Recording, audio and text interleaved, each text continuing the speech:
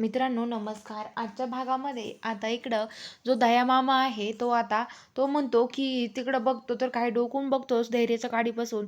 इकडं धैर्य आणि सावी दोघं एन्जॉय करत असतात. सावी धैर्याला गिफ्ट देते, म्हणजे सरप्राईज देते, त्याला दाखवते की तिने काय केलं आहे त्याच्यासाठी.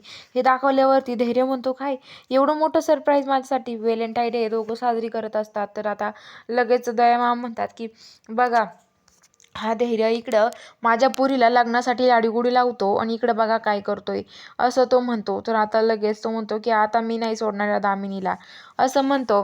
आणि तो म्हणतो की आता बघ दामिनी मी काय चीज आहे ते, असं म्हणतो. आणि आता दामिनी मागे तो एक फोन करतो आणि पोलिसांना दामिनी मागं जायला सांगतो. तर आता इकडं जी दामिनी आहे ती बाहेर चाललेली असते धैर्याला शोधण्यासाठी. तिला माहीत नसतं धैर्य कुठं गेला आहे, त्यामुळं ती धैर्याला शोधण्यासाठी चाललेली असते गाडीमध्ये. आणि ती आता गाडी चाललेली असते. तर तिकडं आता जी सावी आहे ती धैर्याला सरप्राईज देते, धैर्याला मिठी मारते आणि म्हणते की धैर्य असंच थांबा ना हो, मला सोडून कुठेच नका जाऊ, असंच माझ्या मिठीत थांबा ना तुम्ही धैर्य, असं ती म्हणत असते.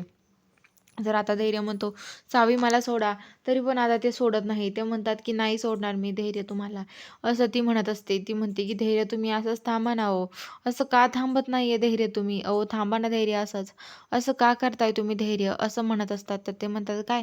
तर आता लगेच ते म्हणते की हो धैर्य हे बघा तुम्ही शांत व्हा, असं म्हणत असते. आणि आता लगेच जी सावी आहे ना ती सावी खूप चिडलेली असते. ती म्हणते की धैर्य अशी का वागतायत ना काय माहिती. धैर्य म्हणतो की हे बघ सावी, तू आज जे करायला चालली होती ना ते पुन्हा करू नकोस. अगं तुला काय वाटलं तू स्वतःला काही करून घेशील, मला काही वाटणार नाही. अगं मला खूप त्रास होईल, तू असं स्वतःला काही करून घेऊ नकोस, असं ती म्हणते. तर आता लगेच सावी म्हणते की ठीक आहे. तर आता लगेच जो धैर्य आहे तो पण सावीजवळ येतो. दोघे एकमेकात डोळे डोळे घालून बघत राहतात. ते दोघं खूप खुश असतात. तेवढंच आता जी सावी आहे ती म्हणत असते की काय आता काय करू मी. तर आता लगेच सावी म्हणते धैर्य हे बघा मला तुम्हाला काहीतरी विचारायचं धैर्य म्हणतो विचारा ना सावी काय झालं. तर आता सावी म्हणते मला एका प्रश्नाचं उत्तर द्या धैर्य, तुमचं खरंच इरावर प्रेम आहे का. तर धैर्य म्हणतो माझं आणि तिच्यावर प्रेम, माझं प्रेम कधीच नाही आहे तिच्यावरती, असं धैर्य म्हणतो. तर आता सावी म्हणते प्रेम नाही आहे मग का लग्न करताय तिच्याशी. तर धैर्य म्हणतो की प्रेम जरी नसलं ना तरी पण मला तिच्याशी लग्न तर करावंच लागणार आहे, असं म्हणतात. तर ते म्हणतात का करावं लागणार आहे. तर सावी म्हणते की मला माहिती तुम्हाला का करावं लागणार आहे, तुम्हाला त्या दया मामाच्या आणि माईच्या यांच्या याच्यामुळं तुम्हाला ते लग्न करावंच लागणार आहे, मला माहिती ना. त्यांच्यामुळं त्यांनी शब्द दिला ना एकमेकाला, त्यामुळं तुम्हाला लग्न करावं लागते, नाही तर तुम्ही नसतं केलं लग्न, मला माहिती ना, असं म्हणत असतात. तर ते म्हणतात की हो तुम्हाला असं वाटतंय पण आम्हाला माहिती असं नाही आहे. तर आता लगेच सावी म्हणते की धैर्य पण तुमच्या पण मनावर आहे ना, अहो तुमचं लग्न झालंय, तुमची बायको आहे घरात आणि तुम्ही दुसरं लग्न करायला चाललेत, असं का करताय धैर्य तुम्ही, असं म्हणत असते. तर आता इकडं जी सावी आहे ती म्हणत असते धैर्य तिच्यावर प्रेम नाही आहे, तुम्ही तिच्याशी लग्न करू नका, असं म्हणते. तर आता इकडं जो दया मामा आहे तो पोलीस पाठवल्यावरती दामिनीच्या गाडीचा पाठलाग पोलीस करत असतात.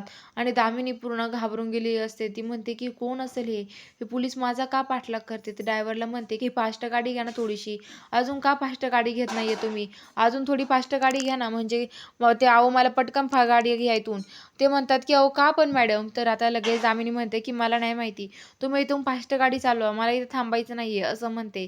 तर आता लगेच ते म्हणतात की का असं करताय तुम्ही. तेवढ्यात आता दामिनी एका ठिकाणी पोलीस अडवतात आणि दामिनीला उतरवतात. दामिनीला म्हणतात की तुम्ही यांना ओळखता ना, बसा चला आमच्या गाडीत, आणि त्यांना तिथून घेऊन जाते.